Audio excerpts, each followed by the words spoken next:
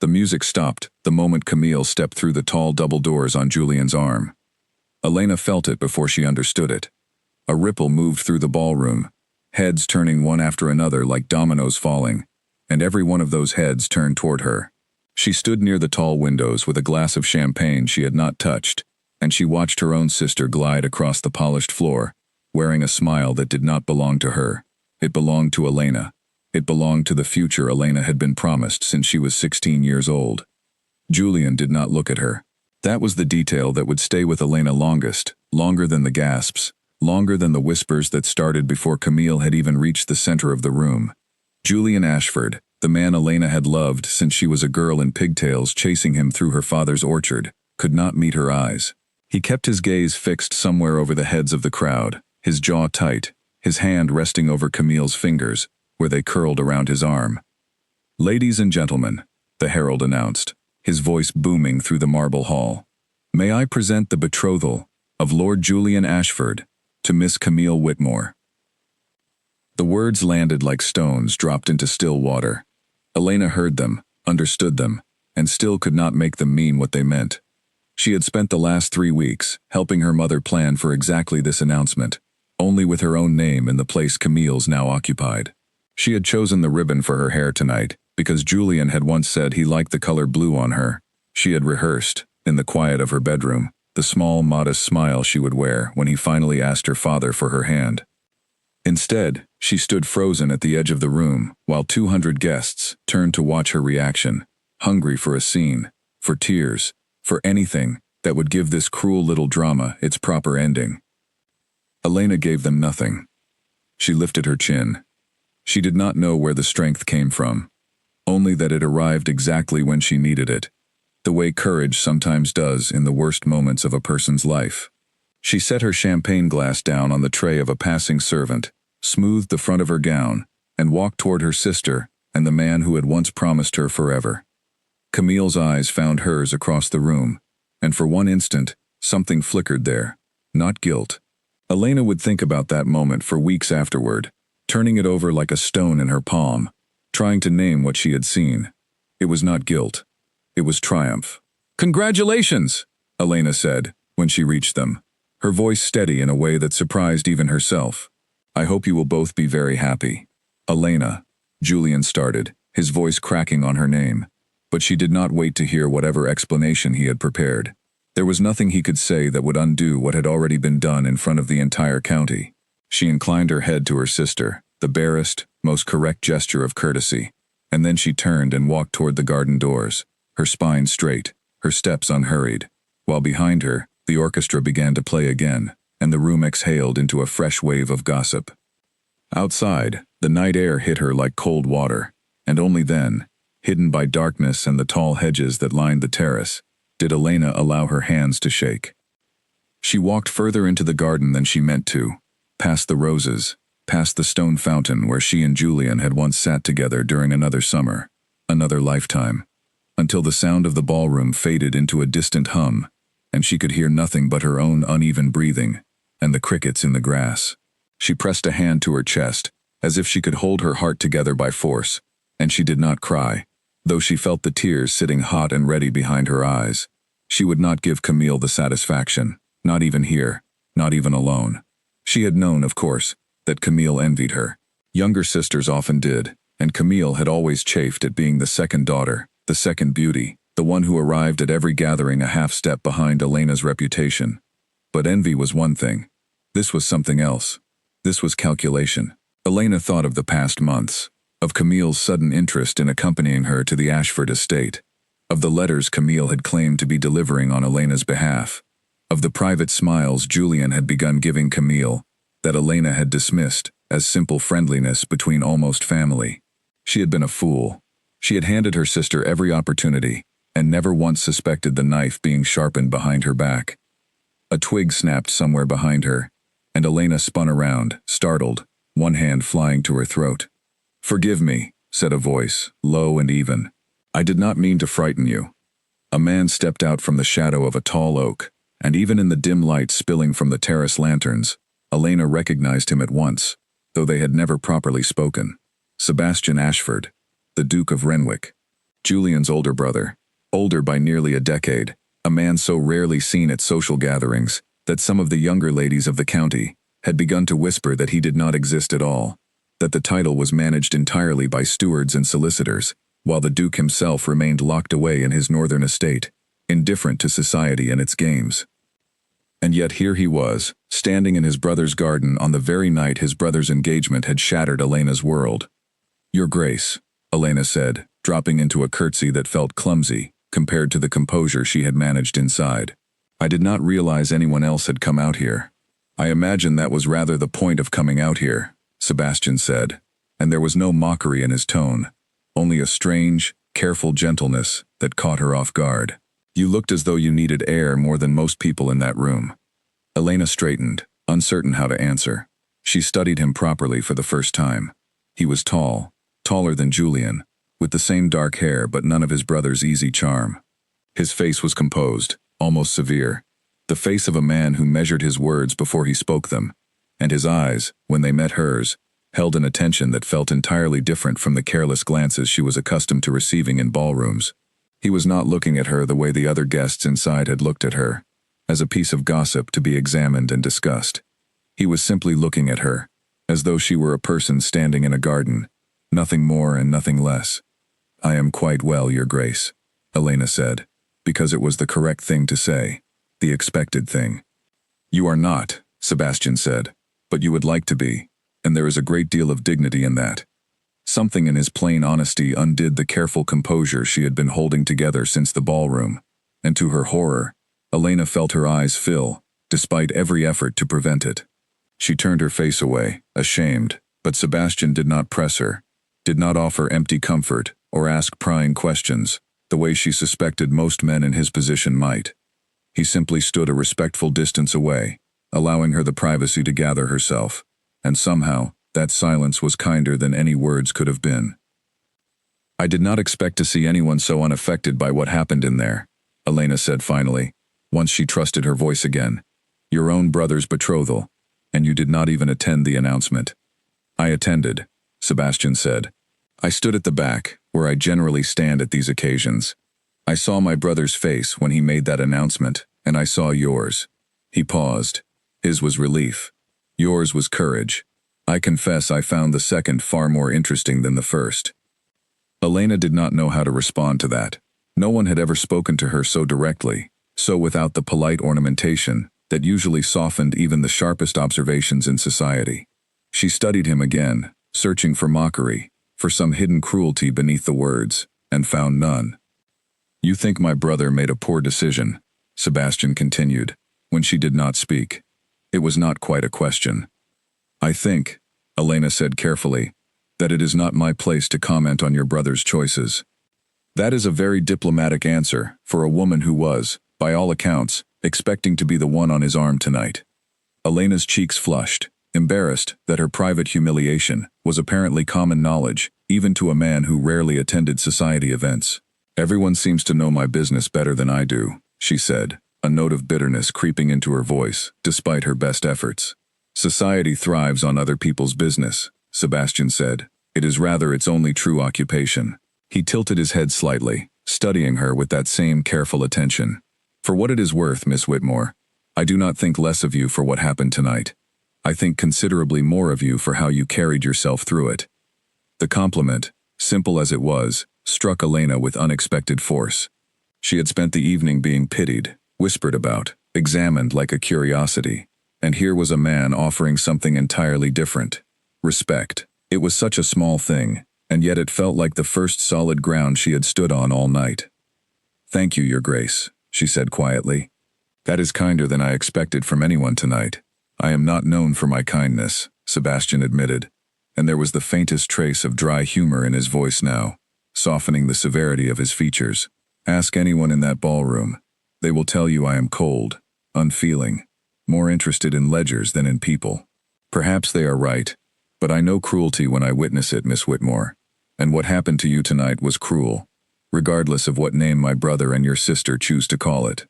Elena felt something loosen in her chest, some tight coil of humiliation beginning, just slightly, to ease.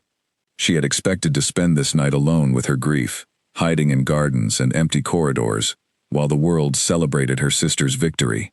She had not expected a stranger, and a duke at that, to see her so plainly, and to speak the truth of what had happened, without softening it into something more palatable. "I should return before I am missed," Elena said, though some part of her was reluctant to end the conversation. "My mother will be looking for me, and I do not wish to give anyone further reason for talk." "Of course," Sebastian said, stepping aside to let her pass.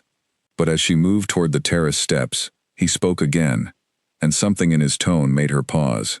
"Miss Whitmore." She turned back. "You did nothing wrong tonight," he said. "Whatever anyone inside that room chooses to believe, whatever story they choose to tell about what happened, you did nothing wrong. I thought you should hear that from someone, even if it is only me." Elena held his gaze for a long moment, searching his face in the moonlight, and found nothing there but sincerity. "Thank you," she said again, and this time the words carried more weight than simple courtesy. She walked back toward the ballroom, with her shoulders straighter than they had been all evening, though her heart still ached with the fresh wound of her sister's betrayal. The music grew louder as she approached the terrace doors, and she could see through the glass the bright, glittering scene inside. Camille laughing at the center of a circle of admirers, Julian standing beside her with a smile that did not quite reach his eyes. Elena paused at the threshold, gathering herself one final time, before stepping back into the light. Inside, her mother found her almost immediately, her face a mixture of concern and barely restrained panic. "Elena, where have you been? People are asking questions. You cannot simply disappear at a moment like this.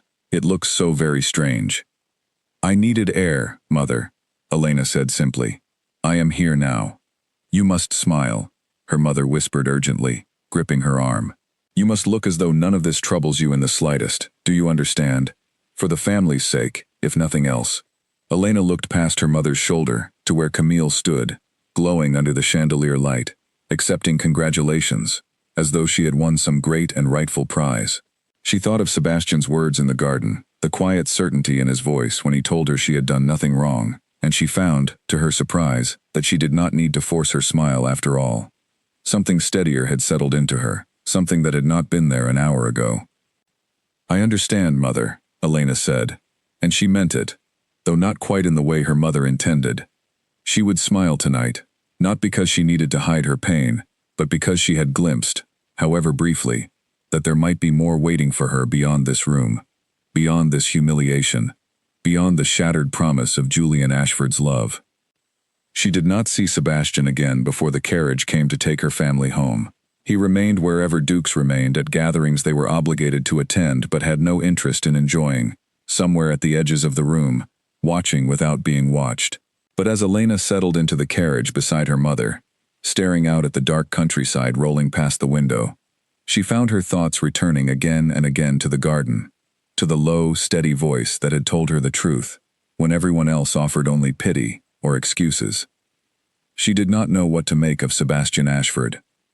She only knew that for the first time since the herald's announcement had shattered her evening, she felt as though she could breathe. The carriage rattled on through the darkness, carrying Elena away from the ballroom and its glittering cruelty, toward a home that would feel emptier than ever, now that her sister's absence would soon become permanent. Camille would marry Julian within the season, that much was certain, and Elena would be expected to attend the wedding, to smile, to offer her blessing to the two people who had taken everything from her in a single, calculated evening. But something had shifted in her tonight. Some small and stubborn seed, planted in a moonlit garden by a man society called cold and unfeeling. Elena did not yet understand what that seed might grow into. She only knew that she was not the same woman who had walked through those ballroom doors hours earlier, full of hope and expectation. She was someone else now, someone who had been humiliated and had survived it, someone who had been seen, truly seen, by a stranger who owed her nothing and had offered her honesty anyway.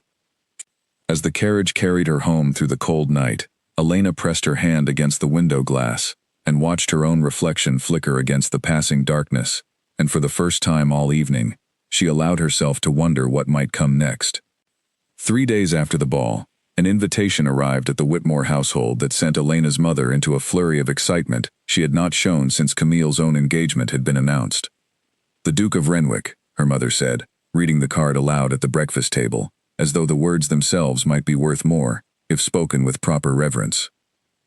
He has requested that our family attend a small gathering at Renwick Hall next week.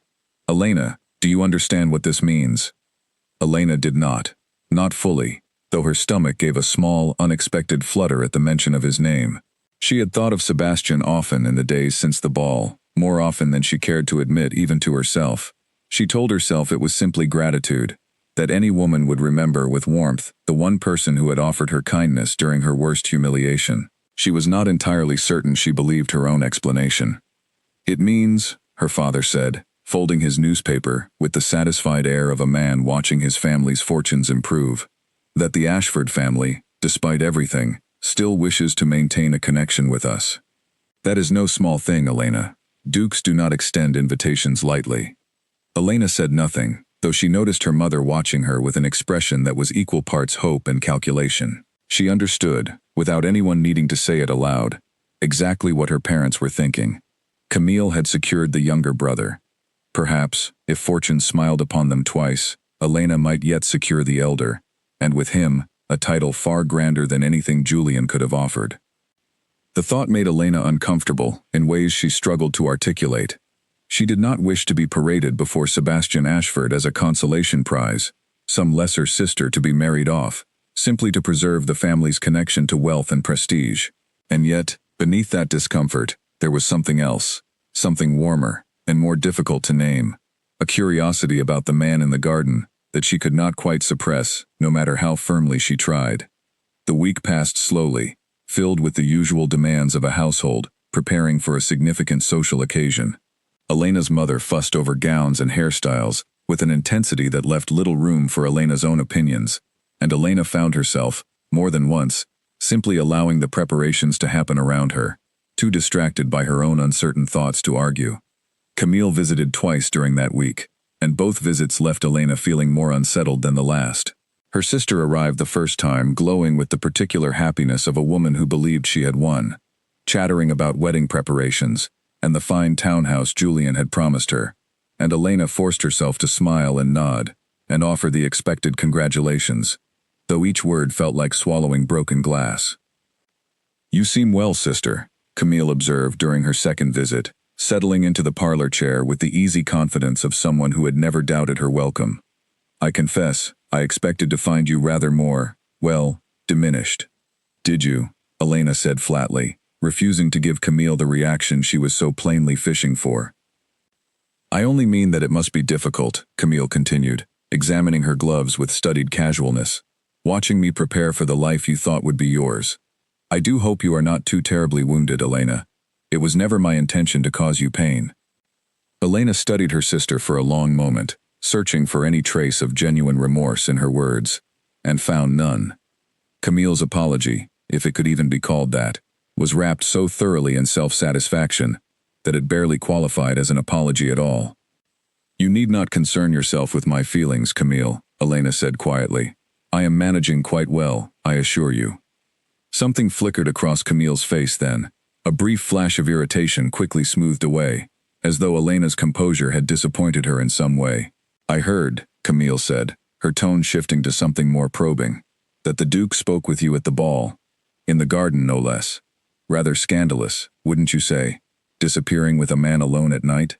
"We spoke for a few minutes," Elena said, keeping her voice even, despite the sudden tightening in her chest. "Nothing more." "Of course," Camille said, though her tone suggested she believed nothing of the sort. "It would be rather amusing, wouldn't it, if the elder Ashford took an interest in you? Almost poetic in a way. Though I confess, I cannot imagine the Duke troubling himself with someone so recently and so publicly rejected."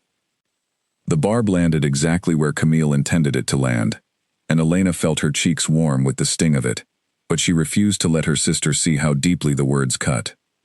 "We shall see, I suppose," Elena said simply, and something in her calm refusal to rise to the bait seemed to unsettle Camille more than any sharp retort could have managed. Camille left shortly after, and Elena spent the remainder of the afternoon in the garden, seeking the quiet she had not found since the night of the ball, turning over her sister's words in her mind, despite her best efforts to dismiss them. Was it truly so unimaginable that a man like Sebastian might find something worthwhile in her? She did not know the answer, and the not knowing troubled her more than she wished to admit. The evening of the gathering at Renwick Hall arrived with a clear autumn sky and a chill in the air that hinted at the coming winter. Elena's family traveled the distance in their best carriage, her mother reviewing proper etiquette the entire journey, as though Elena had not been raised in society her entire life. And by the time they arrived at the grand stone facade of Renwick Hall, Elena's nerves had wound themselves into a tight, uncomfortable knot beneath her carefully composed exterior. Renwick Hall was nothing like Elena had imagined. She had expected grandeur, certainly, given Sebastian's title, but she had also expected the cold, imposing atmosphere that gossip so often attached to his name. Instead, she found warmth in unexpected places, fires burning in every hearth, fresh flowers arranged with obvious care in the entrance hall, a household that moved with quiet efficiency, rather than the rigid formality she had anticipated. Sebastian greeted their party personally at the door, a courtesy that visibly surprised Elena's parents, who exchanged a quick, pleased glance at the honor of it. His eyes found Elena's almost immediately, and something in his expression softened, just slightly, in a way that made Elena's heart beat a little faster despite her efforts to remain composed. "Miss Whitmore," he said, bowing over her hand with perfect correctness. "I am glad you could join us this evening." "Thank you for the invitation, Your Grace," Elena replied, and though her words were simple, she thought she saw something like satisfaction flicker across his face at her presence. The gathering itself was smaller than the grand ball where they had first met, perhaps 30 guests total, drawn from the more respectable families of the county. Elena found herself relaxing gradually as the evening progressed, no longer the object of quite so much scrutiny as she had been at Julian's betrothal announcement, able to simply exist in a room without every eye tracking her movements. Sebastian did not monopolize her attention in any way that might draw comment, but Elena noticed, as the evening wore on, that he found reasons to cross paths with her more than once. A brief conversation near the refreshment table about a book she had mentioned reading, a comment during dinner, seated several places down but still within easy conversation, about a piece of music the small ensemble was playing. Small moments, nothing that could be considered improper or overly familiar, and yet each one left Elena feeling as though she had been noticed, truly noticed, in a way that felt entirely different from the careless attention she had grown accustomed to receiving in society. "You seem to be enjoying yourself this evening," her mother whispered during a lull in the after-dinner conversation, her eyes bright with barely contained excitement. "The Duke has been most attentive." "He has simply been a gracious host, Mother," Elena said, though she knew even as she spoke the words that they did not entirely capture what she had observed.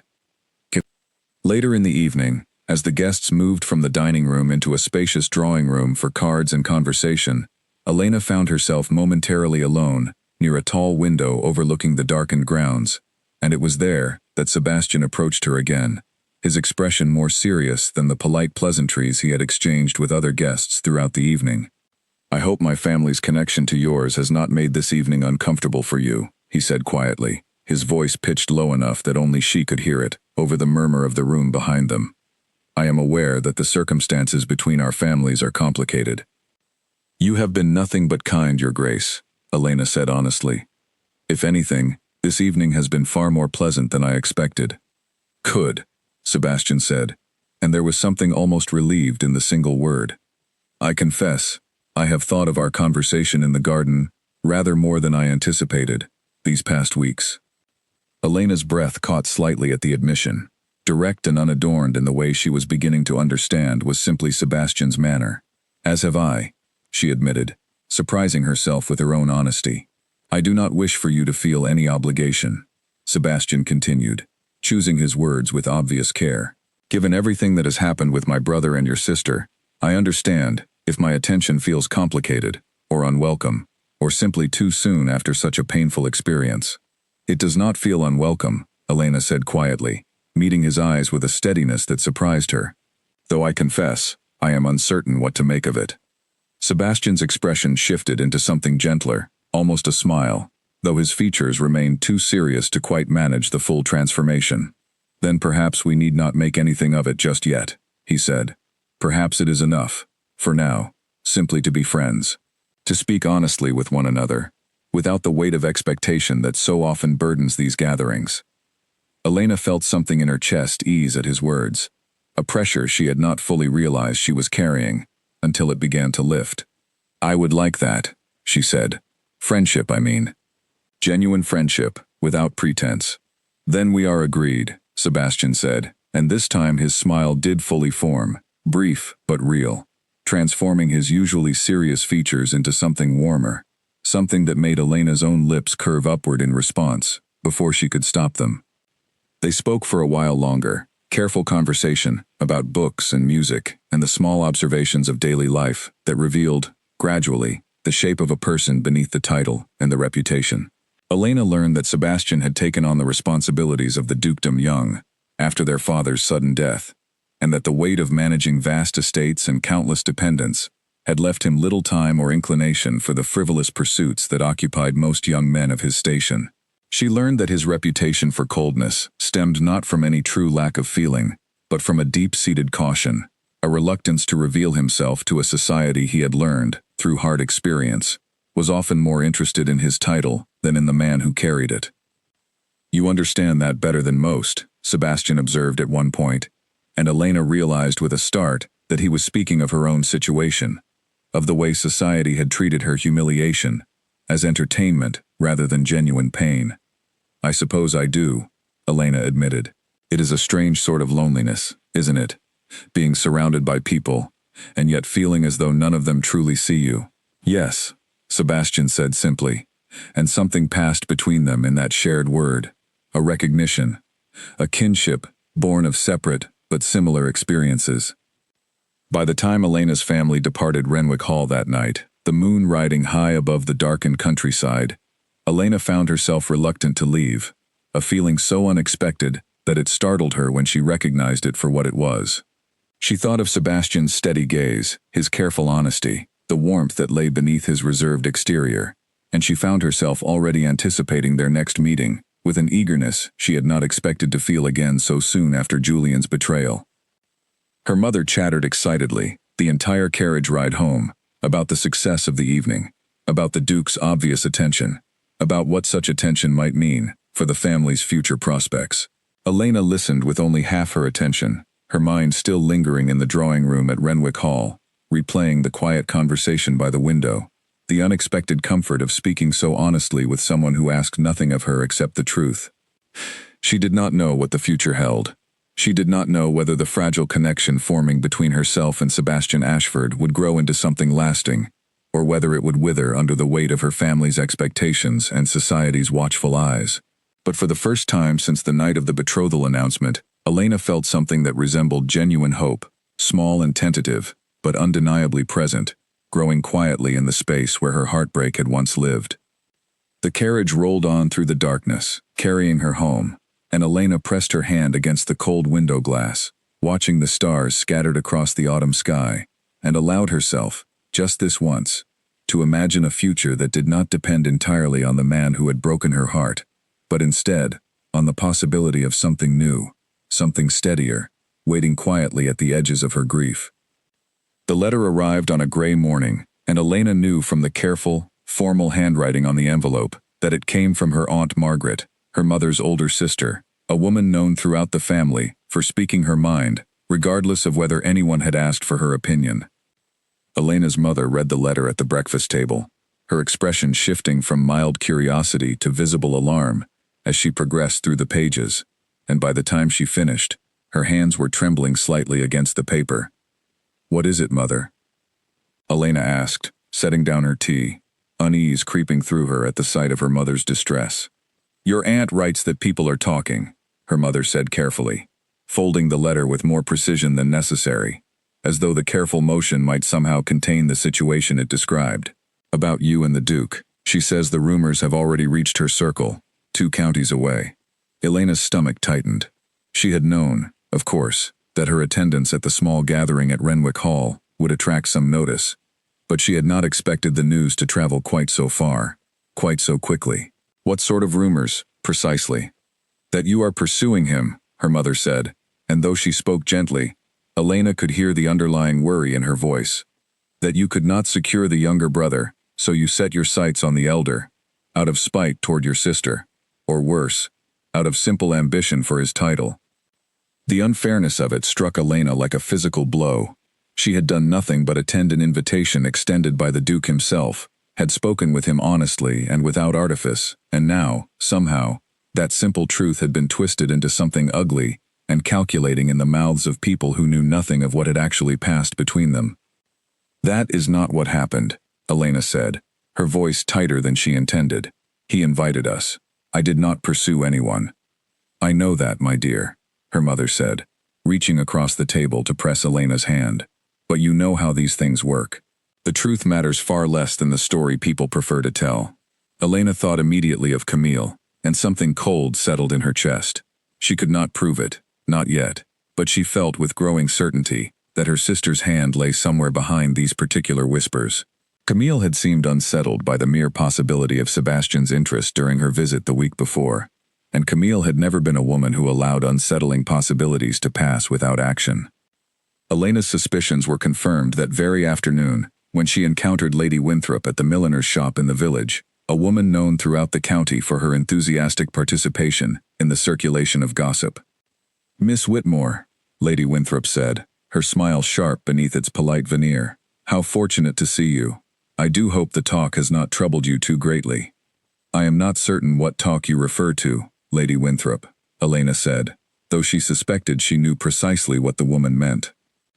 "Oh, come now," Lady Winthrop said, lowering her voice with the practiced air of someone who thoroughly enjoyed delivering unwelcome news. "About your rather determined pursuit of the Duke, of course. Your sister mentioned it to me herself, at tea just last week.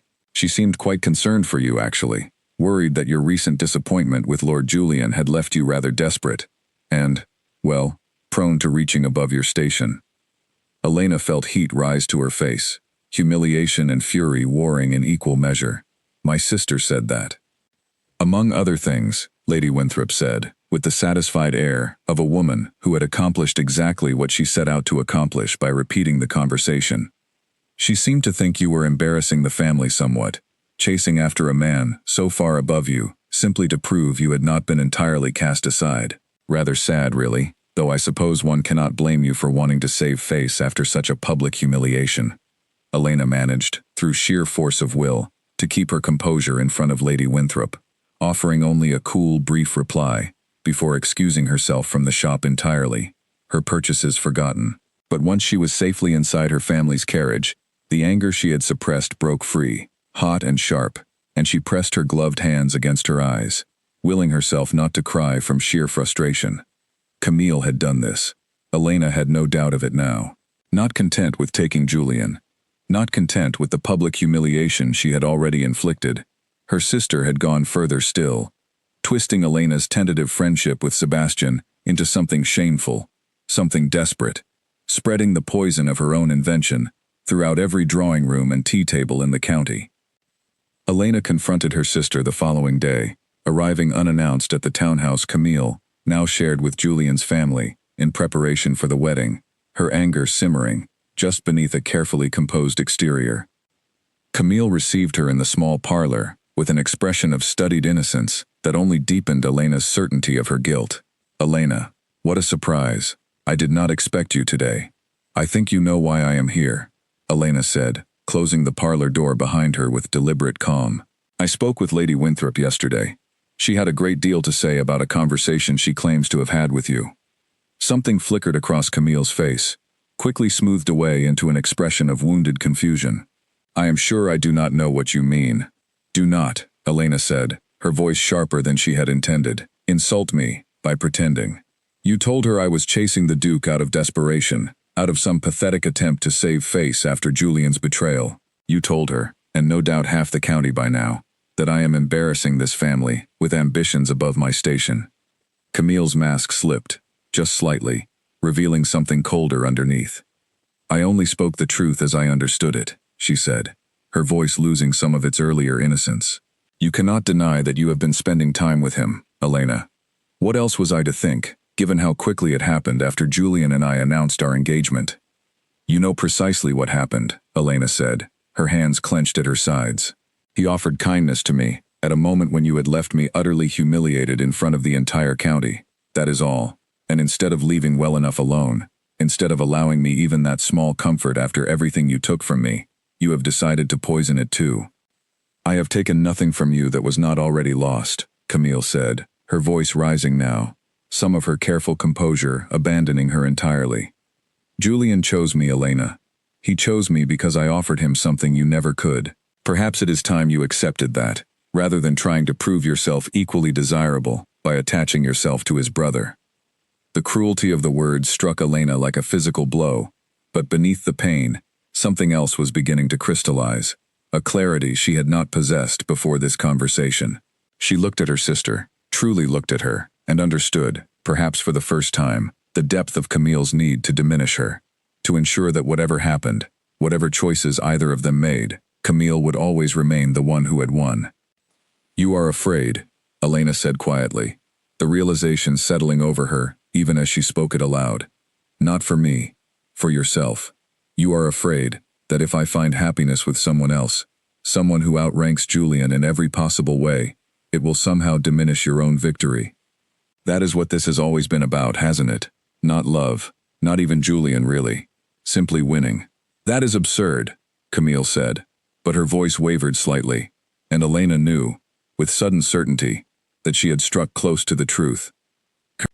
I will not defend myself to you any longer, Elena said, straightening her shoulders and moving toward the door. Whatever you choose to tell people, whatever stories you continue to spread, I know the truth of what has happened between myself and the Duke, and that will have to be enough. She left the townhouse without waiting for her sister's response, her heart pounding with a mixture of grief and something that felt, unexpectedly, like liberation. She had spent her entire life allowing Camille's jealousy to shape their relationship, absorbing her sister's cruelty with quiet forbearance, in the hope of preserving some semblance of family peace. But standing in that parlor, hearing Camille's true feelings laid bare, Elena understood that no amount of forbearance on her part would ever be enough to satisfy her sister's need to remain, always, the one who triumphed. The gossip did not disappear overnight, of course. Elena endured pointed looks and whispered comments at church the following Sunday, felt the weight of curious eyes tracking her movements at the small gathering she attended later that week. But she found, to her surprise, that she cared less about the whispers than she once might have. Something had shifted in her since the night of the ball, some quiet strength that Camille's cruelty, rather than diminishing, had only served to sharpen. Sebastian sent a brief note that week, requesting the pleasure of calling on her family, and Elena's mother, despite her earlier worry over the gossip, agreed readily, perhaps sensing that whatever storm Camille had stirred would only worsen if Elena appeared to retreat from Sebastian's attention entirely. When Sebastian arrived, Elena found herself studying his expression carefully, searching for any sign that the rumors had reached him, that they had planted doubt or hesitation in his regard for her. But his eyes, when they met hers, held only the same steady warmth she had come to associate with him, untouched by whatever whispers had traveled through the county's drawing rooms. You have heard the talk, I assume, Elena said quietly, once they had a moment of relative privacy in the garden, the same garden where they had first spoken weeks earlier. I have heard a great many things, Sebastian said carefully. Most of them rather absurd, I confess.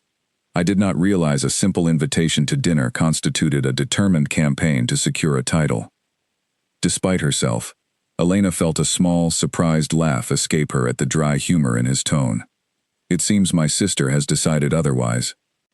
Your sister, Sebastian said, his expression sobering, seems to me a woman, rather more concerned with appearances than with truth. I would not allow her opinions to trouble you unduly, Miss Whitmore. Those who know you, truly know you, understand the difference between calculation and simple kindness, however society chooses to interpret the latter. You believe me then, Elena said, something in her chest easing at the simple confirmation, despite everything being said. I believed you the moment I met you in that garden, Sebastian said, his voice quiet and certain. Nothing I have heard since has given me any reason to doubt that first impression. If anything, watching how you have carried yourself through this latest unpleasantness has only strengthened my regard. Elena looked up at him, surprised by the directness of his words, and found herself unable to look away from the steady sincerity in his eyes. Whatever storm Camille had attempted to raise around her, whatever gossip continued to circulate through the county's drawing rooms, Elena understood, standing in that quiet garden, with Sebastian's gaze fixed so steadily upon her, that it would take considerably more than her sister's jealousy to shake the foundation of trust beginning to form between them. She only hoped, as she walked back toward the house beside him that evening, that Camille's determination to undermine her happiness had reached its limit. She would soon discover, though she could not have known it then, that her sister's jealousy had scarcely begun. Winter arrived early that year, dusting the fields around Renwick Hall with frost, weeks before the calendar suggested it should, and Elena found herself, almost without noticing how it had happened, becoming a regular presence at the great house. It began simply enough, a shared interest in the extensive library Sebastian's father had assembled over decades, volumes of history and poetry that Elena had never encountered in her own family's modest collection. Sebastian offered, during one of their conversations, to lend her whatever books caught her interest, and what began as a simple exchange of borrowed volumes soon grew into something more substantial. Afternoon visits, where Elena would sit in the sunlit corner of the library, while Sebastian attended to estate business at his desk nearby. The comfortable silence between them, broken only occasionally by a shared observation or a question about something one of them had read. "You do not need to entertain me constantly," Elena told him once, when he apologized for the hour he had spent absorbed in correspondence while she read quietly across the room. "I find I rather enjoy simply being here. It is peaceful." Most young ladies would find an afternoon spent watching a man review tenant reports rather less than romantic, Sebastian observed, a hint of dry amusement in his voice. "I am not most young ladies," Elena replied, and something in the way Sebastian looked at her then, warm and appreciative, told her he agreed entirely. Their friendship, if it could still accurately be called only that, grew steadily through the early winter weeks. Elena found herself confiding in Sebastian in ways she had never confided in anyone, not even Julian during the years she had believed herself in love with him. She spoke of her fears about her family's financial situation, modest compared to the grandeur of Renwick Hall, but a genuine concern nonetheless, of her frustration at society's narrow expectations for women of her station, of the quiet grief that still lingered, though it faded a little more with each passing week, over the loss of the future she had once imagined with Julian. Sebastian listened to all of it with the same careful attention he brought to everything, rarely offering advice unless she asked for it directly, more often, simply allowing her the space to voice thoughts she had never spoken aloud before. In turn, he shared pieces of himself that Elena suspected he rarely revealed to anyone, the weight of responsibility he had carried since his father's sudden death, the loneliness of a position that demanded constant vigilance and offered little genuine companionship, the private fear that he might never find anyone who valued him beyond the title he carried. "Everyone wants something from a duke," he admitted one gray afternoon, staring out the tall library windows at the frost-covered gardens beyond. "Influence, connection, security. It becomes difficult, after a time, to trust that anyone sees the man, rather than the position." "I see the man," Elena said quietly, and Sebastian turned to look at her with an expression that made her heart quicken unexpectedly. "I know," he said simply. "That is precisely why I find myself looking forward to your visits, rather more than I probably should." Elena felt warmth spread through her chest at the admission, though she said nothing in immediate reply, uncertain how to voice the feelings that had been growing steadily within her own heart these past weeks. She had come to Renwick Hall first out of gratitude, then out of genuine friendship, but somewhere along the way, without her fully realizing the transition, that friendship had begun to shift into something deeper, something that felt entirely different from the girlish infatuation she had once carried for Julian. What she felt for Sebastian was quieter, steadier, built not on romantic imagination, but on genuine knowledge of who he actually was, his strengths and his flaws alike, his careful reserve and the warmth that lay beneath it. She trusted him in a way she had never quite trusted Julian, though she had known Julian for the whole of her life, and Sebastian for scarcely 2 months. Their growing closeness did not go unnoticed by society, of course. Elena's mother could barely contain her excitement each time Elena returned from Renwick Hall, peppering her with questions about the Duke's behavior, his conversation, any hint of intention he might have revealed. Elena deflected most of these inquiries with practiced patience, uncertain herself what precisely was developing between herself and Sebastian, and unwilling to feed her mother's hopes with speculation she could not yet confirm. But it was during a particular visit, in the deepening cold of early December, that the nature of Elena's feelings for Sebastian crystallized beyond any possibility of doubt. She had arrived at Renwick Hall to find him in unusually somber spirits, distracted from their usual easy conversation by matters he seemed reluctant to discuss. It was only after considerable gentle persistence on Elena's part that he finally revealed the source of his distress: a letter from a distant cousin requesting a substantial loan to cover gambling debts, a request that touched on old family wounds Sebastian had clearly hoped to leave buried. "My father struggled with the same weakness," Sebastian admitted quietly, the words seeming to cost him considerable effort. "It nearly ruined this family before I was old enough to understand what was happening. I have spent my entire adult life trying to rebuild what he damaged, and now here is his nephew, asking me to fund the very same destructive habit." "What will you do?"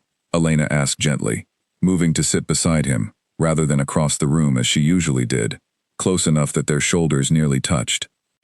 "I do not know," Sebastian admitted, and there was something in the admission, the simple vulnerability of a man who prided himself on always knowing precisely what to do, that moved Elena more deeply than any grand declaration could have managed. "You do not have to decide today," Elena said softly. "Whatever you choose, I know it will come from careful thought rather than impulse. That is simply who you are."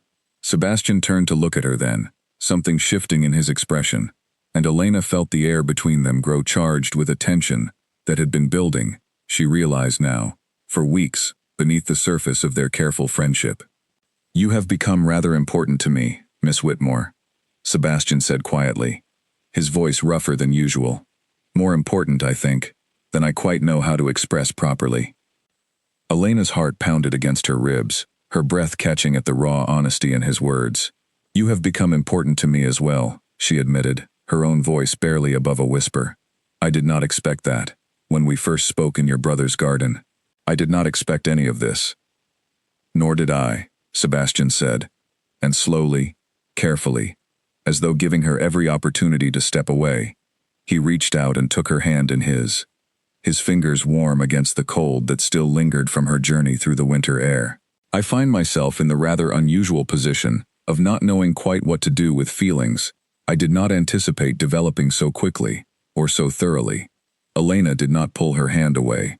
Instead, she allowed her fingers to curl gently around his, a small gesture that felt, in that quiet moment, like the most significant decision she had made in months. "Perhaps," she said softly, "we need not know precisely what to do. Perhaps it is enough, for now, simply to acknowledge what is happening between us, and allow it to unfold as it will."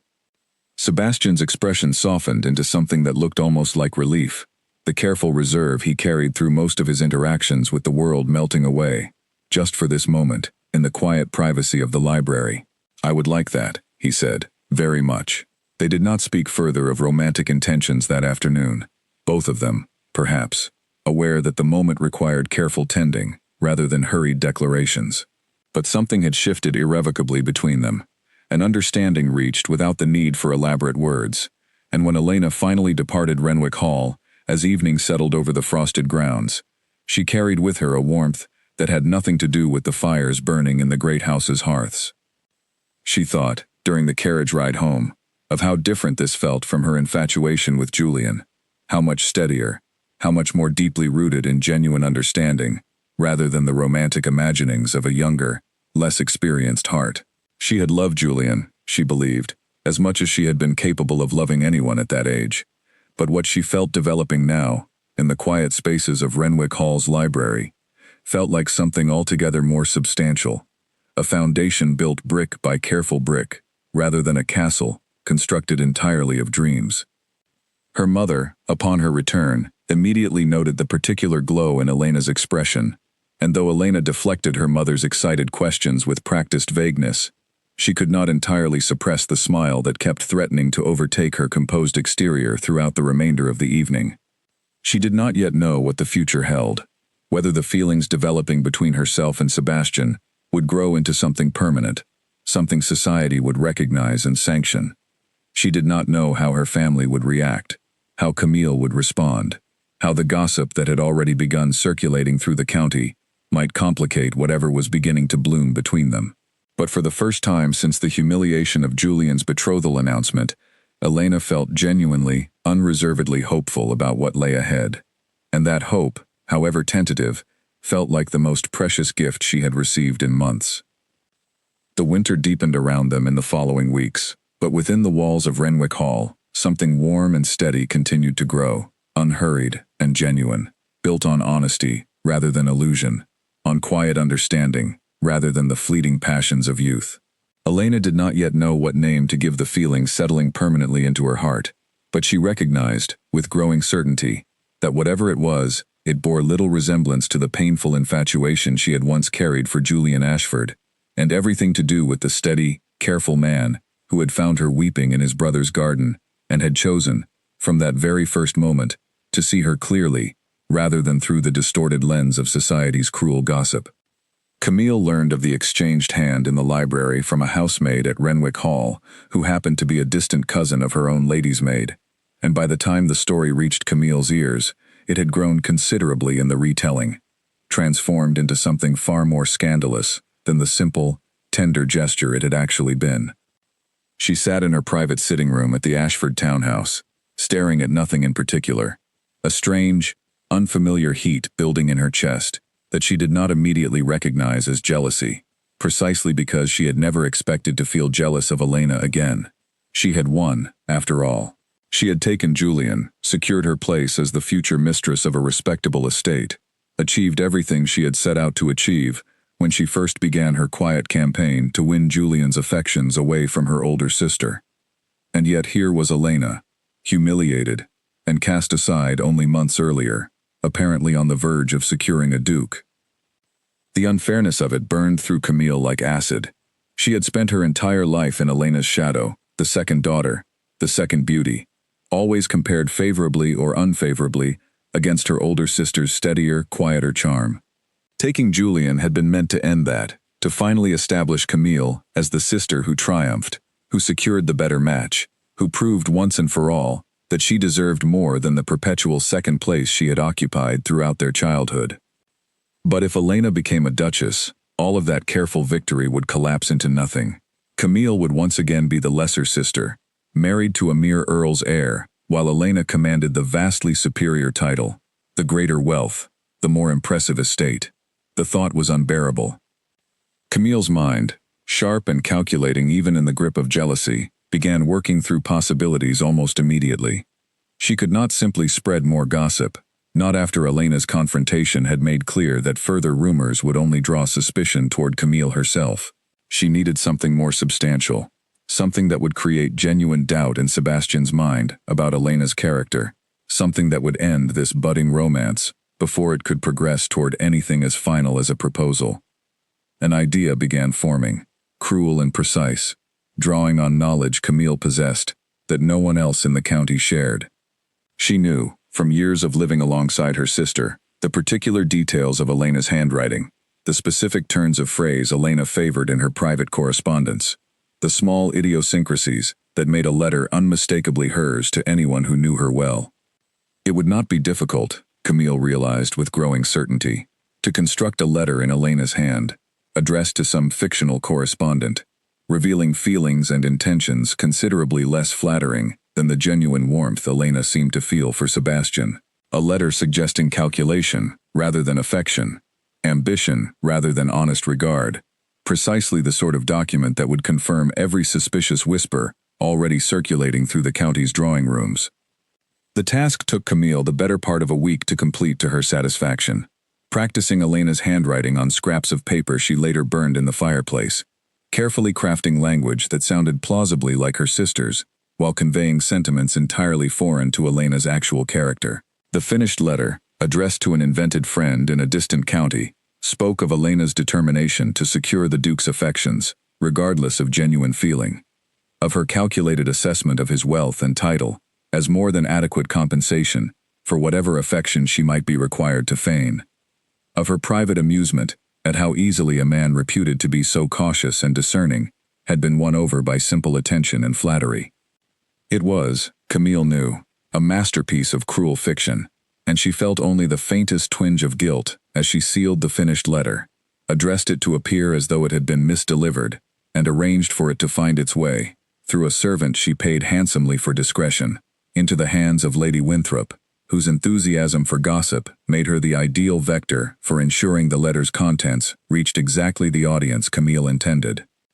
Lady Winthrop, delighted by what appeared to be an extraordinary piece of genuine correspondence fallen into her possession, wasted no time sharing its contents with her wide circle of acquaintances, always careful to frame her gossip as reluctant concern rather than eager scandal-mongering, though everyone who knew her understood the distinction was purely cosmetic. Within days, the story had spread throughout the county, whispered in drawing rooms, and exchanged over tea, growing more elaborate with each retelling, until Elena's supposed letter had transformed into something approaching outright confession of calculated deception. Elena herself remained entirely unaware of the storm building around her, occupied as she was with the quiet happiness of her deepening connection with Sebastian, until the rumors finally reached her through the least gentle possible means. She was attending a small church gathering when she first noticed the change in how people regarded her, glances that had grown merely curious in recent weeks, now carrying something closer to open disapproval, whispered conversations that stopped abruptly whenever she drew near. She approached her mother's oldest friend, a woman who had never before hesitated to speak plainly with her, seeking some explanation for the sudden shift in atmosphere. "You truly have not heard," the woman said, genuine surprise coloring her expression. "My dear, there is a letter circulating, supposedly written in your own hand, revealing rather calculating intentions toward the Duke. I confess I did not believe it myself, knowing you as I do, but the details are quite specific." Elena felt the blood drain from her face as the woman described the letter's contents, each cruel fabrication landing like a physical blow. She had written no such letter. She had confided such calculating thoughts to no one, because she harbored no such thoughts, her feelings for Sebastian having grown entirely from genuine affection and respect, rather than any cold assessment of his wealth or title. "I did not write that letter," Elena said, her voice tight, with barely contained distress.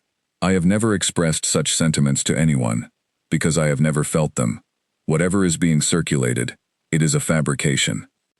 "I believe you," the woman said gently, though her expression suggested she remained one of the few who did. "But I fear the damage may already be done, my dear. These things spread so quickly, and people do so love to believe the worst of anyone fortunate enough to attract a duke's attention."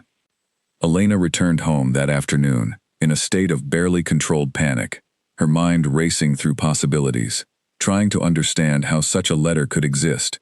Who could possibly have crafted such a detailed, specific fabrication of her private thoughts? The answer, when it finally settled into place, filled her with a cold fury she had rarely experienced in her life. Camille. It could only be Camille, the one person who knew her handwriting intimately enough to forge it convincingly, the one person with sufficient motive to want Elena's growing relationship with Sebastian destroyed before it could progress any further. Elena confronted her sister that very evening, arriving at the Ashford townhouse without announcement, her composure fraying at the edges despite her best efforts to remain calm. Camille received her with an expression of carefully maintained innocence that only confirmed Elena's suspicions.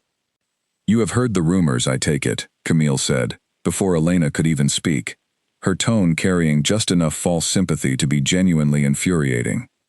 "I know you wrote that letter," Elena said, her voice shaking with the effort of containing her fury. "I know my own handwriting, Camille, and I know you have spent years learning to copy it, from all those childhood games we used to play. Do not insult me by denying it." Camille's careful mask slipped, just for a moment, revealing something colder and more calculating beneath. "I do not know what letter you refer to," she said, though her voice lacked its earlier conviction. "Yes, you do," Elena said, "and I want you to understand something, sister. Whatever you have done, whatever damage you believe you have inflicted, I will not allow it to define me. I will find a way to prove the truth, and when I do, everyone will know precisely what kind of person you truly are." "You have no proof," Camille said, her composure returning now, hardening into something almost triumphant. "It is your word against a letter that appears, by all accounts, entirely convincing. Who do you imagine society will believe, Elena? A piece of written evidence, or your simple protestation of innocence? The confidence in her sister's voice told Elena everything she needed to know, confirmed beyond any doubt that Camille had indeed orchestrated this cruel deception. And something in Elena hardened in response, a resolve she had not fully possessed until this precise moment. "You have made a grave mistake," Elena said quietly, her voice steadier now than it had been throughout the entire conversation. "You believe you have won again, that you have successfully destroyed whatever happiness I might have found. But you forget, Camille, that Sebastian knows me. He has spent months learning who I truly am, my genuine character, not the fabricated version you have constructed in that letter. Whatever doubt your scheme may plant, I trust that the truth of who I am will ultimately prove stronger than your lies." She left the townhouse without waiting for her sister's response, though she could not fully suppress the fear building in her chest as she made her way home through the darkening streets. She trusted Sebastian, trusted the connection they had built over these past months, but she also understood the power of a well-crafted lie, particularly one dressed in the convincing garments of apparent evidence. The question that haunted her throughout the sleepless night that followed was not whether she believed in Sebastian's trust, but whether that trust could survive the sophisticated cruelty of her sister's scheme, a scheme designed not merely to wound Elena, but to poison the very foundation of understanding she had worked so carefully to build, with the man who had, against every expectation, become the center of her hopes for the future. Sebastian received word of the letter 3 days after it had first begun circulating, delivered to him with obvious reluctance by his own steward, a man who had served the family for decades and clearly hated being the bearer of such distressing news. "I thought you should know, Your Grace," the steward said, standing stiffly in the doorway of the study, "given the particular subject of the correspondence. I did not wish for you to hear it first from strangers at some social gathering." Sebastian read the letter the steward had managed to obtain a copy of, someone in the chain of gossip apparently willing to share the physical document for a suitable price, and felt something cold settle into his stomach as he absorbed the cruel, calculating words supposedly written in Elena's own hand. He read it twice, then a third time, studying each line with the careful scrutiny he brought to any important document, and by the third reading, something had begun to nag at him, some instinct he could not quite name, refusing to accept the letter's contents at face value. The words did not sound like Elena.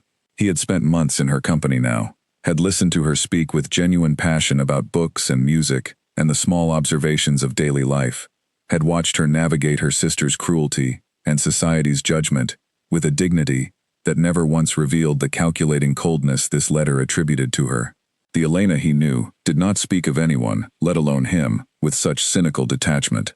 And yet the doubt crept in regardless, the way doubt always does when planted by sufficiently clever hands.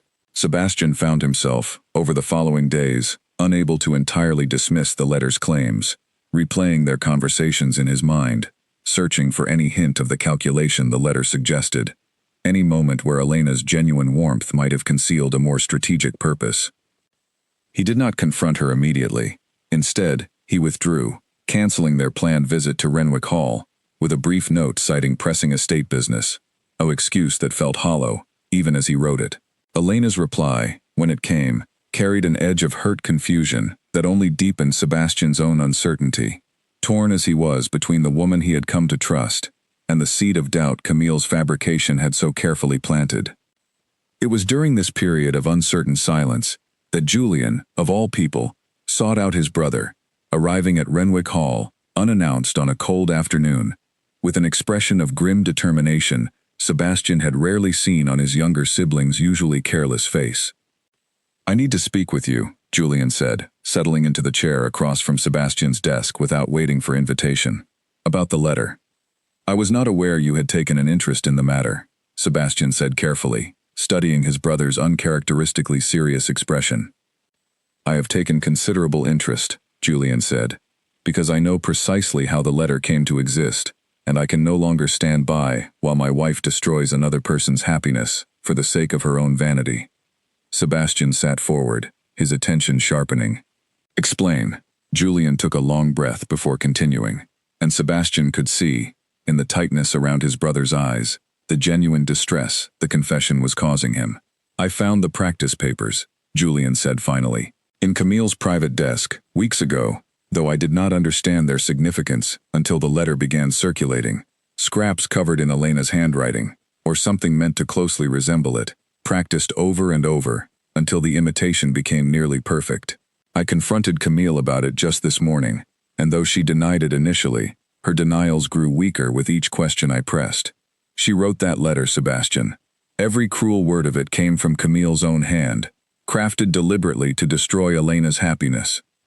Sebastian felt the cold uncertainty that had been building within him these past days shatter into something far more focused, a clarity that arrived with the force of genuine relief. Why would Camille do such a thing? Jealousy, Julian said simply, his expression bitter with what sounded like genuine regret. She could not bear the thought of Elena finding happiness with someone of higher standing than myself, could not tolerate the possibility that her own victory might be diminished by her sister's greater success. I did not fully understand the depth of it until I saw the practice papers, until I confronted her and watched her admit, eventually, exactly what she had done and why.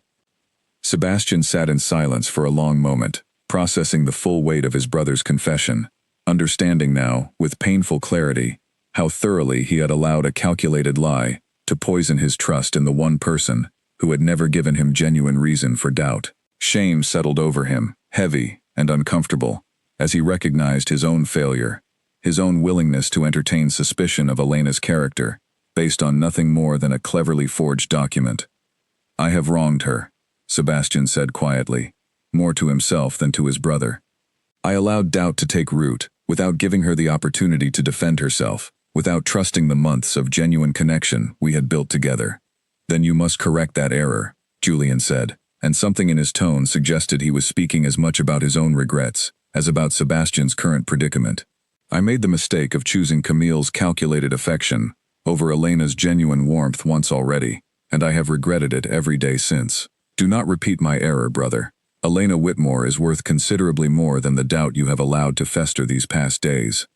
Sebastian left for the Whitmore estate within the hour, riding through the cold afternoon with an urgency he rarely permitted himself to feel, his mind fixed entirely on the conversation he needed to have with Elena, the apology he owed her for his moment of weakness, the truth he needed to lay bare regarding her sister's cruel deception. He found Elena in the modest garden behind her family's home, wrapped in a heavy cloak against the winter chill, her expression carefully composed but unable to fully conceal the hurt that had clearly been building since his withdrawal these past days. Your Grace, she said, her voice formal, in a way that told him immediately how deeply his distance had wounded her. I did not expect a visit. Elena, Sebastian said, abandoning formality entirely, I owe you an apology, and a considerable one at that. I allowed doubt to take root where none should have existed. I read that letter, the one your sister forged in your hand, and though every instinct told me it did not sound like the woman I have come to know these past months, I allowed the doubt to fester regardless. I withdrew from you when you needed steadiness most, and for that, I am deeply sorry. Elena's carefully maintained composure wavered at his words, surprise and cautious hope flickering across her features. Julian confirmed it this very morning, Sebastian said.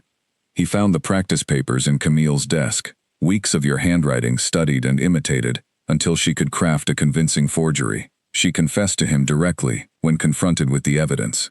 I am so sorry, Elena, that I allowed her cruelty even a moment's credence, that I did not trust in what I already knew to be true about your character. Relief broke across Elena's face, followed quickly by the sharp sting of remembered hurt. You withdrew from me, she said quietly, at precisely the moment I needed to know you believed me. Do you understand how that felt, Sebastian? To have you retreat into silence just as my own sister's cruelty was destroying my reputation throughout the county? I understand, Sebastian said, and he meant it fully, recognizing the depth of his own failure with painful clarity. I was wrong to withdraw rather than confront you directly. Wrong to allow uncertainty to override the trust we had built together over these past months. I can only ask for the opportunity to prove, through my actions going forward, that such a failure will not repeat itself. Elena studied him for a long moment, and Sebastian forced himself to remain still under her scrutiny, understanding that whatever trust remained between them now depended entirely on her willingness to forgive this lapse, This moment where he had allowed a clever lie to overshadow months of genuine connection. "I forgive you," Elena said finally, and Sebastian felt the tension that had been building in his chest for days finally begin to release. "Though I ask that you understand, going forward, how deeply such doubt wounds me, particularly given everything my sister has already put me through." "I understand," Sebastian said, "and I promise you, Elena, that I will not make such an error again. Whatever comes next, whatever challenges your sister continues to construct, I intend to face them at your side, with complete trust in who you truly are." The words settled over Elena with a warmth that finally began to ease the hurt of the past difficult days, and as Sebastian reached for her hand, cold from the winter air, and pressed it gently between his own, she felt the fragile trust between them, tested and nearly broken, beginning to reform into something even steadier than before, forged now not merely by shared understanding, but by the honest acknowledgement of a mistake made and genuinely repented. They would need, Sebastian knew, as they stood together in the quiet winter garden, to address Camille's cruelty directly and publicly, to ensure the truth of her deception reached every drawing room where her lies had already spread. But for this moment, standing beside Elena with her hand held gently in his own, Sebastian allowed himself simply to feel grateful that his brother's confession had arrived in time to prevent his own uncertainty from destroying something he had come to value more deeply than he had ever expected to value anything. Julian had not slept properly in weeks, ever since the night he watched Elena walk away from him in his own garden, her spine straight despite the humiliation he had inflicted upon her, her dignity intact, even as his own careless choices had shattered everything she believed about their shared future. He told himself, in those early weeks of his engagement to Camille, that he had made the right decision, that Camille's vivacious charm and open flattery offered something Elena's quieter, steadier affection never could.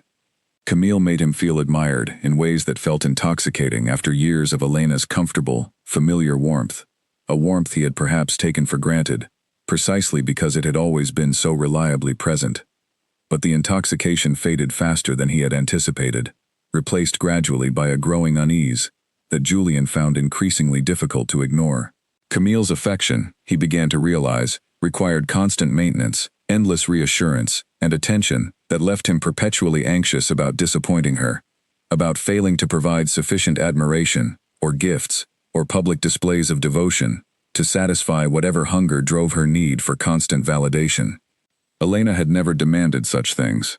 Julian found himself thinking of this more and more as the weeks progressed toward his wedding, remembering the easy comfort of Elena's company, the way she had simply enjoyed his presence without requiring elaborate proof of his devotion at every turn. He had mistaken that ease for insufficient passion, had convinced himself that Camille's more demanding affection represented deeper feeling, when in truth, he was beginning to understand, it represented something closer to insecurity, dressed in the costume of romance. The discovery of the practice papers in Camille's desk had been almost accidental, Julian searching for a misplaced document related to wedding preparations when he stumbled upon the small collection of scraps, each one covered in careful, repeated attempts to replicate handwriting he recognized, with sick certainty, as belonging to Elena. He had confronted Camille immediately, his voice shaking with a fury he rarely allowed himself to feel, and had watched, with mounting horror, as his fiancée's careful denials crumbled beneath his persistent questioning, until she finally admitted, with a coldness that chilled him to his core, exactly what she had done, and why. She was going to have everything, Camille had said, her voice carrying no trace of remorse, only bitter justification. The title, the wealth, the respect, I have spent my entire life fighting to earn. I could not simply stand by and watch her claim it all so effortlessly, not after everything I sacrificed to secure my own place. Sacrificed, Julian had repeated, incredulous. You destroyed your own sister's reputation through a calculated act of forgery, Camille. That is not sacrifice. That is cruelty, plain and simple, and I cannot understand how you can speak of it so casually. Camille had looked at him then with an expression he had never seen on her face before, something cold and calculating that stripped away entirely the vivacious charm he had once found so appealing, revealing beneath it a person he barely recognized, someone whose affection, he now understood, had always been secondary to her ambition. "You will not tell anyone," she had said, and it had not been a request. "If this becomes known, it will destroy our own reputation just as thoroughly as Elena's, and I will not allow that to happen, regardless of whatever guilt you may be feeling." But Julian had already made his decision by that point, understanding that he could not continue to build a marriage on the foundation of his wife's willingness to destroy anyone who threatened her sense of superiority. He had gone to Sebastian that very day, unable to carry the weight of Camille's confession alone, needing his brother to understand the truth before more damage could be done to Elena's reputation and her fragile, growing connection with Sebastian. Watching Sebastian ride off toward the Whitmore estate with such evident urgency had left Julian with a complicated mixture of emotions. Relief that he had finally done something right after months of poor choices, but also a deep, aching regret for the woman he had wronged so thoroughly, the woman whose steady affection he had traded for Camille's calculated charm, only to discover too late the profound difference between the two. He found himself, in the days that followed his confrontation with Camille, unable to summon the enthusiasm expected of a groom preparing for his wedding. He moved through the necessary preparations with a hollow sense of obligation rather than genuine anticipation, watching Camille direct the arrangements with her usual confident energy, while feeling increasingly like a stranger, observing his own life from a careful distance. It was during a quiet evening, sitting alone in his study while Camille attended some social engagement he had begged off due to a headache that was not entirely fabricated, that Julian allowed himself, for the first time since the disastrous betrothal announcement, to fully acknowledge the depth of his regret regarding Elena. He had loved her once, genuinely and completely, in the uncomplicated way that childhood affection sometimes carries forward into adulthood, comfortable and familiar rather than dramatic or intense. He had allowed Camille's more aggressive pursuit, her flattery, and her carefully orchestrated moments of intimacy to convince him that this quieter love was somehow insufficient, that he deserved something more passionate, more visibly admiring. But passion, he was beginning to understand with painful clarity, meant little without genuine substance beneath it. Camille's admiration had proven as calculated as everything else about her, offered strategically to secure his affection, rather than freely given, because she genuinely valued him. Elena's quieter warmth, by contrast, had never required elaborate performance, had simply existed, steady and genuine, throughout the years of their friendship and courtship, precisely because it had never been calculated at all. He thought, too, of Sebastian, of the growing connection his brother had formed with Elena over these past months, and felt a complicated tangle of emotions at the prospect. Envy, certainly, though he recognized it as unfair given his own choices, had created this exact opportunity for his brother.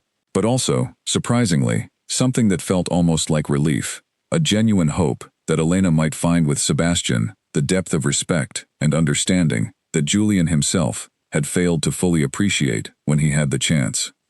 His brother deserved happiness, Julian thought, perhaps more than anyone he knew, given the weight of responsibility Sebastian had carried alone since their father's death, the careful reserve he had built around himself after years of people valuing his title above his genuine character. If Elena could offer Sebastian the same steady, genuine warmth she had once offered Julian, warmth Julian had failed to properly recognize and cherish, then perhaps something good might yet emerge from the wreckage of his own poor choices. The wedding preparations continued around him with mechanical inevitability, Camille's excitement undimmed by the knowledge that Julian now understood exactly what kind of person she truly was beneath her charming exterior. She seemed, if anything, entirely unconcerned by his newfound awareness, confident perhaps that his sense of obligation, his fear of the scandal that would result from breaking their engagement, would prove sufficient to carry them through to marriage, regardless of whatever private disillusionment he harbored. Julian was not yet certain what he intended to do with this understanding, whether he possessed the courage to break an engagement that society had already sanctioned and celebrated, or whether he would simply resign himself to a marriage built on foundations he now recognized as fundamentally hollow. But he understood, with growing clarity as the weeks progressed, that he could not continue pretending everything remained as it had seemed before the discovery of Camille's forged letter, could not simply proceed toward marriage as though nothing had changed. He watched, from a careful distance, as news began circulating, that Sebastian and Elena's connection had survived Camille's cruel scheme, that the truth of the forgery had begun spreading through the same channels that had once carried the false accusations. restoring Elena's reputation, even as it damaged Camille's own standing throughout the county. He felt no satisfaction in his wife's growing disgrace, only a weary sadness at how thoroughly her jealousy had poisoned everything it touched, including, he now understood, whatever genuine affection might once have existed between himself and Camille, before ambition had overtaken every other consideration in her heart. For the first time since his disastrous choice at that fateful ball, Julian found himself wondering seriously whether he had the strength to correct his error, to acknowledge publicly what he now understood privately, that he had chosen the wrong sister, for reasons that had proven, in the end, entirely insufficient to sustain genuine happiness. The question would not leave him alone, following him through sleepless nights and hollow days, until he understood that some decision, some reckoning, would soon prove unavoidable, regardless of how much he might wish to simply continue drifting through the comfortable inertia of expectations already set in motion. The truth of Camille's forgery spread through the county with the same efficient speed that had once carried her cruel fabrications, though this time the story worked entirely against her rather than in her favor. It began with Lady Winthrop, ironically enough, the very woman who had first spread the false letter with such evident enthusiasm. When word reached her that the letter had been proven a forgery, crafted deliberately by Camille to destroy her own sister's reputation, Lady Winthrop found herself in the uncomfortable position of having to correct the very gossip she had helped circulate, a task she approached with the same theatrical energy she had once devoted to spreading the original lie. "I always suspected something was not quite right about that letter," she confided to anyone who would listen, conveniently forgetting her own enthusiastic role in ensuring its widespread circulation. The cruelty of it seemed so unlike Miss Whitmore's character, though of course one never truly knows what lies beneath a calm exterior. The county's collective opinion, fickle as such things always prove to be, shifted with remarkable speed once the truth became known. Where whispers had once painted Elena as calculating and ambitious, they now painted Camille as vindictive and cruel, a woman so consumed by jealousy that she had been willing to destroy her own sister's happiness through calculated deception. Invitations that had once flowed steadily toward the Ashford townhouse in anticipation of Julian and Camille's upcoming wedding began arriving with noticeably less frequency, and those that did arrive carried an unmistakable coolness previously absent from the county's enthusiastic embrace of the match. Camille felt the shift acutely, watching with mounting panic as the social standing she had worked so hard to secure through her engagement to Julian began crumbling beneath the weight of her own exposed cruelty. She had never anticipated discovery, had believed her careful forgery sufficiently convincing to withstand any scrutiny, and the swift collapse of her scheme left her scrambling for some means of regaining control over a situation that had spiraled entirely beyond her ability to manage.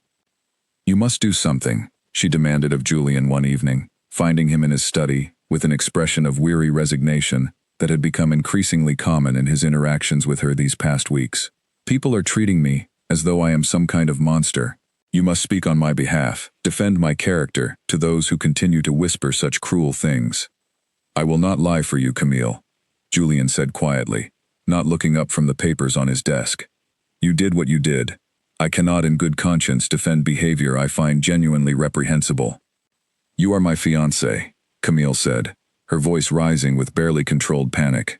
"Your loyalty should lie with me, regardless of whatever mistakes I may have made." "Mistakes," Julian repeated, finally meeting her eyes with an expression that held none of the warmth she had grown accustomed to receiving from him. "You call the deliberate forgery of your sister's handwriting, crafted specifically to destroy her reputation and her chance at happiness, a mistake.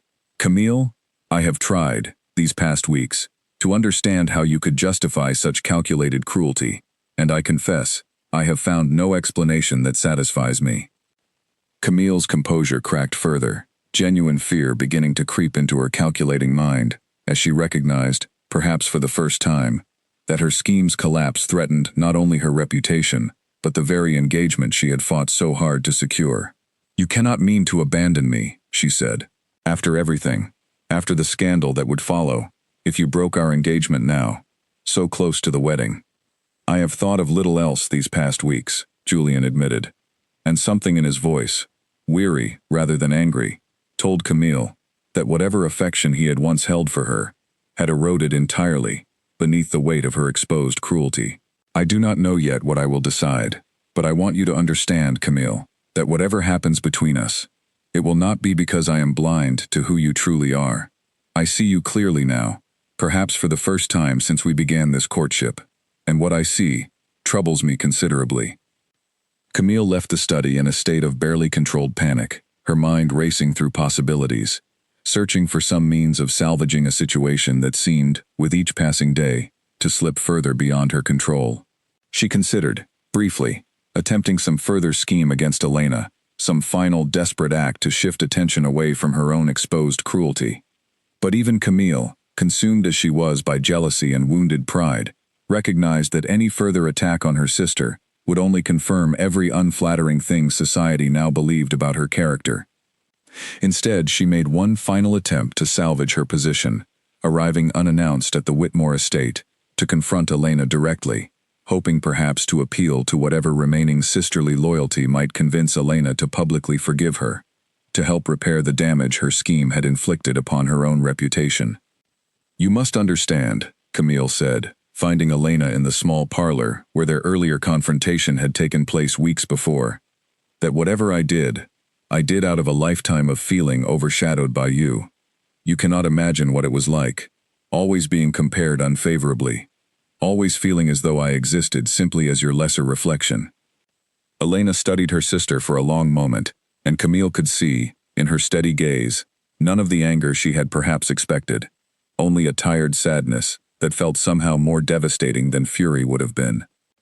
"I understand that you have felt overshadowed," Elena said quietly. "I have understood that for years, Camille, and I have tried, in whatever ways I could, to reassure you that you never needed to compete with me for anything. But understanding your pain does not excuse what you did. You forged a letter designed to destroy my reputation and my chance at genuine happiness, purely because you could not bear the thought of my finding success that exceeded your own. That is not the behavior of someone simply struggling with feelings of inadequacy. That is calculated cruelty, and I cannot simply forgive it because you have now found the consequences of your actions inconvenient. So you will not help me," Camille said, her voice tight with a mixture of desperation and wounded pride. "I did not say that," Elena replied. "I will not lie for you, will not pretend to society that your scheme never happened, or that I harbor no genuine hurt over what you attempted to do. But I also have no interest in prolonging your suffering beyond what your own choices have already brought upon you. I wish you well, Camille. Genuinely, despite everything. I simply cannot pretend that our relationship remains what it once was. Not after this." Camille left the Whitmore estate with nothing resolved, her carefully constructed world continuing to crumble around her with each passing day. The wedding, once anticipated with such confident excitement, now hung in uncertain balance, Julian's affection visibly cooling with each revelation of her true character, society's welcome growing steadily colder, as the truth of her deception continued circulating through every drawing room in the county. She had achieved, in her desperate scheme to prevent Elena's happiness, precisely the opposite of her intention. Elena's reputation, rather than being destroyed, had emerged from the ordeal strengthened, society's sympathy now firmly aligned with the sister who had endured such calculated cruelty, with evident grace and dignity. And Camille herself, once celebrated as the clever sister who had successfully secured the more eligible match, now found herself isolated, her own engagement threatened by the very deception she had crafted to secure her position permanently above her sister's reach. The irony of her situation was not lost on Camille, though she found little comfort in recognizing it. She had spent her entire life fearing that Elena's quiet steadiness would always overshadow her own more vibrant charm, had built her entire strategy for happiness around ensuring that fear never materialized into reality. But in her desperate attempt to prevent that outcome, she had instead guaranteed it, transforming herself from the sister who triumphed into the sister whose cruelty had ultimately isolated her from the very society whose approval she had worked so hard to secure. Elena stood at the tall window of her bedroom, watching the last light of a pale winter afternoon fade slowly across the frosted fields beyond her family's modest estate, and allowed herself, for the first time in weeks, a moment of genuine stillness. So much had changed since that terrible night at the ball, when Camille's betrayal had shattered everything she believed about her future. She had endured public humiliation, had survived her sister's calculated cruelty not once but twice, had watched her reputation nearly destroyed by a forgery so convincing it had briefly shaken even Sebastian's trust in her character. And yet here she stood, months later, having emerged from each trial, with her sense of self not merely intact, but strengthened, clearer than it had ever been before, about who she truly was and what she genuinely valued. A knock at her bedroom door interrupted her quiet reflection, and her mother entered with an expression that carried both excitement and careful restraint, as though uncertain how much enthusiasm the moment warranted. "The Duke has arrived," her mother said. "He is asking to speak with you privately, Elena, in the garden. Your father has already given his permission." Elena felt her heart quicken at the news, understanding immediately, from the particular formality of the request, that this visit carried significance beyond their usual comfortable conversations. She dressed quickly, choosing a simple gown of deep blue that Sebastian had once mentioned admiring, and made her way down through the quiet house toward the garden, where so much of their relationship had already unfolded. She found Sebastian waiting near the same fountain where they had once sat together during a happier season, his expression composed, but carrying an unmistakable nervousness that Elena had rarely witnessed in the normally steady, controlled man she had come to know so intimately over these past months. "You wished to speak with me," Elena said, approaching him slowly, her own heart pounding with an anticipation she could not fully suppress. "I did," Sebastian said, and then, drawing a breath as though gathering considerable courage, he continued, "Elena, these past months have brought us through considerable difficulty. Your sister's cruelty, my own moment of doubt, the weight of society's judgment pressing upon us both from every direction. And yet through all of it, I find myself more certain than ever of what I feel for you, more convinced than I have been of anything in my adult life that you are precisely the person I wish to build my future alongside." Elena's breath caught, understanding now with growing certainty exactly what was unfolding before her, though she remained silent, allowing Sebastian the space to continue. "I have spent years believing that my title made genuine connection nearly impossible," Sebastian continued, his voice growing steadier as he spoke, the nervousness giving way to something more resolute. "I believed that anyone who showed interest in me did so because of what I could offer them, rather than any genuine regard for who I actually am, beneath the position I carry. You changed that belief entirely, Elena. From that very first night in my brother's garden, you saw me clearly, valued my honesty rather than my title, offered me genuine friendship before either of us understood it might grow into something considerably deeper." He knelt then, in the frost-covered grass of the winter garden, and Elena felt tears gathering in her eyes, despite her best efforts to maintain her composure. "Elena Whitmore," Sebastian said, "I am asking you to become my wife. Not because society expects it, not because our family's connection makes it convenient, but because I love you, genuinely and completely, and I cannot imagine building my future with anyone else beside me." Elena did not hesitate, the answer rising within her with a certainty that required no deliberation. "Yes," she said, her voice thick with emotion. "Yes, Sebastian, I will marry you." He rose then and drew her into an embrace that felt, after everything they had endured together, like coming home to a place she had not fully realized she was searching for. Elena pressed her face against his shoulder, allowing herself finally to release the tears she had held back through weeks of uncertainty and hurt. Tears that carried within them not sadness but profound relief, the culmination of a journey that had begun with heartbreak, and had somehow, against every expectation, arrived at something far more genuine and lasting than she had ever imagined possible. "I love you," Sebastian murmured against her hair, the words simple and direct in the manner she had come to associate entirely with him. "I have loved you for longer than I fully understood, I think, and I intend to spend the rest of my life ensuring you never doubt that love, regardless of whatever challenges we may face together." They remained in the garden for a long while, speaking quietly of their future, of the wedding they would plan together, of the life they intended to build at Renwick Hall, filled with the same genuine warmth and honesty that had characterized their relationship from its very first tentative beginnings. Elena found herself thinking, as the winter light finally faded entirely into evening, of how different this proposal felt from anything she had once imagined with Julian, how much steadier and more genuine, built not on youthful infatuation, but on months of careful, honest connection, tested repeatedly, by circumstance, and emerging each time, stronger than before. News of the engagement spread quickly through the county, met with considerably more genuine enthusiasm than the whispered gossip that had once threatened to destroy Elena's reputation entirely. Society, fickle as always, embraced the match with the same eagerness it had once reserved for judgment, celebrating the union of the reserved duke and the sister who had endured such public humiliation with evident grace and had emerged triumphant despite every obstacle placed in her path. Camille's reaction, when news of the engagement reached her, arrived through a brief, formal note that carried none of her earlier venom, only a kind of resigned acknowledgement that whatever battle she had waged against her sister's happiness had ultimately failed entirely. Elena read the note with a complicated mixture of emotions, lingering hurt over everything Camille had attempted, but also, unexpectedly, a measure of genuine pity for a sister whose jealousy had cost her so much, whose own engagement to Julian remained uncertain in the wake of his growing disillusionment with her true character. Elena did not respond to Camille's note immediately, uncertain what words might adequately address the complicated tangle of history between them. Instead, she focused her attention on the joy of her own engagement, on the wedding preparations that began almost immediately, on the growing anticipation of the future she and Sebastian would build together.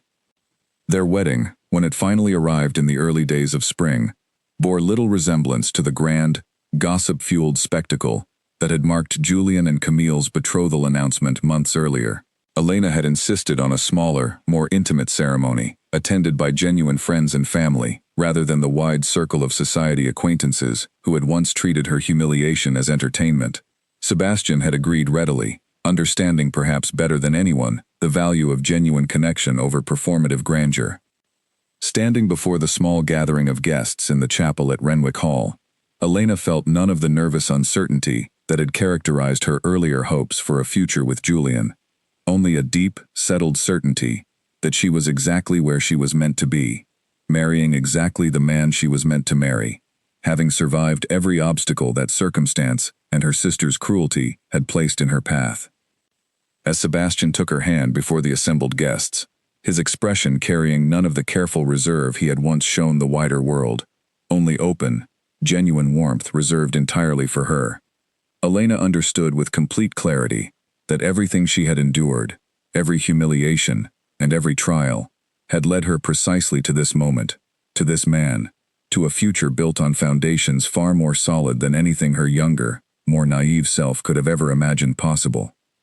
The ceremony proceeded with quiet dignity, and when Sebastian finally leaned forward to seal their vows with a gentle kiss, Elena felt the last remnants of her earlier heartbreak dissolve entirely, replaced by a warmth and certainty that promised nothing but genuine happiness for whatever future awaited them together as husband and wife.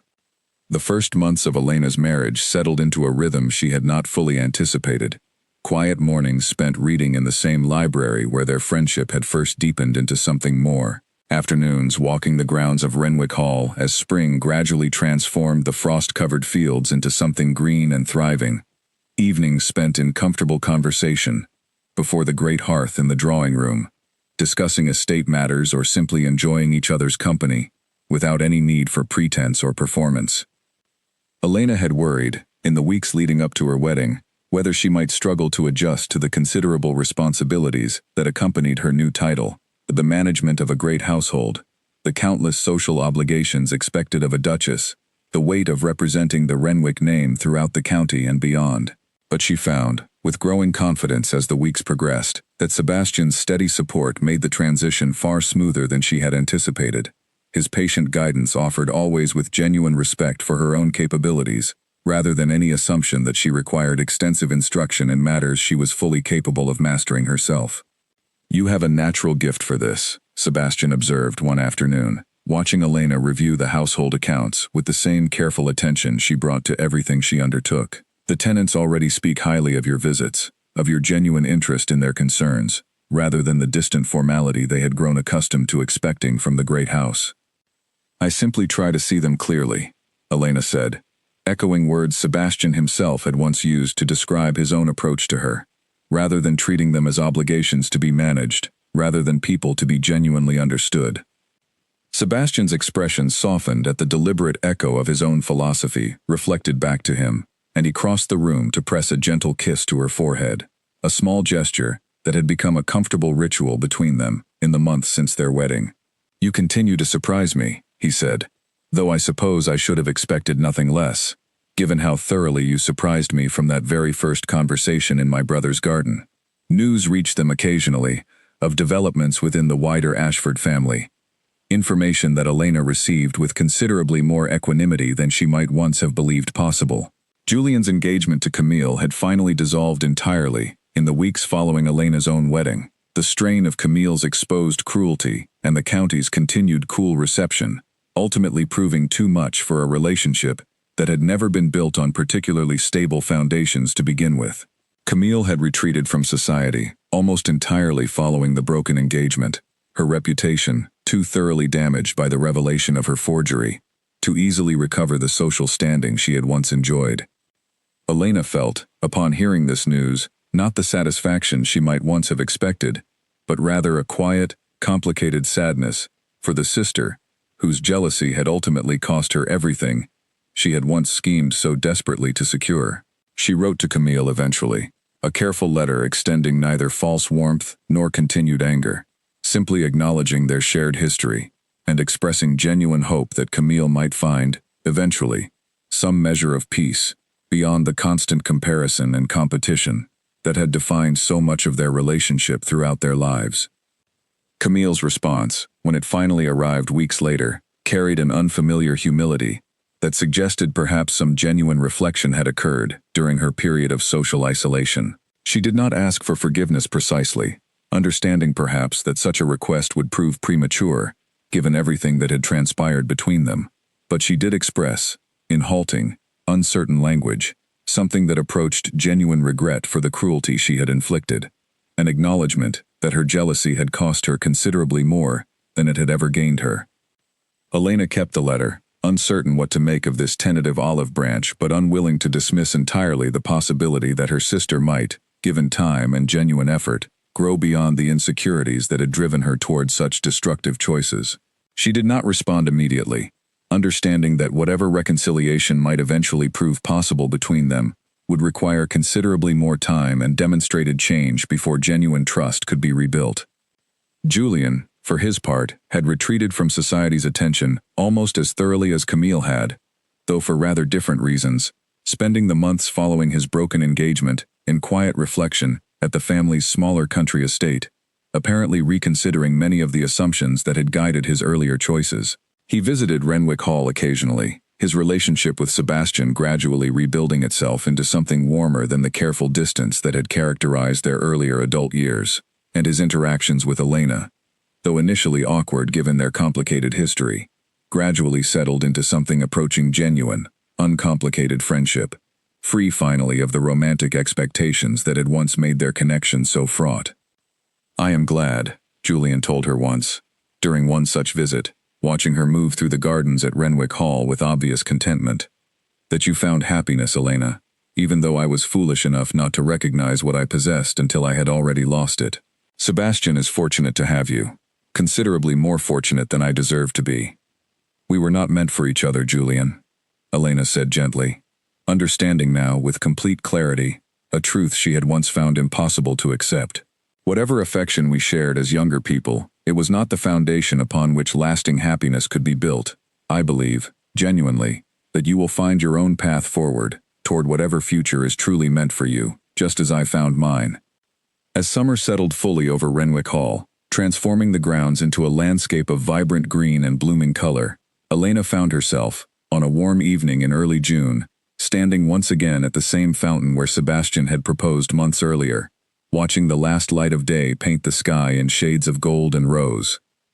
Sebastian joined her there, as he so often did during these quiet evening hours, and slipped his arm around her waist with the easy familiarity of a man who had grown entirely comfortable in the genuine intimacy of their marriage. "Do you ever think of that first night," he asked quietly, "when we met here, both of us rather more broken than either of us cared to admit at the time?" "Often," Elena admitted, leaning into his warmth as the evening cooled around them. "I think of how frightened I was, how certain I felt that my future had been destroyed entirely by Camille's betrayal. I could not have imagined, standing here that night, How thoroughly everything would eventually transform into something so much better than anything I had originally hoped for.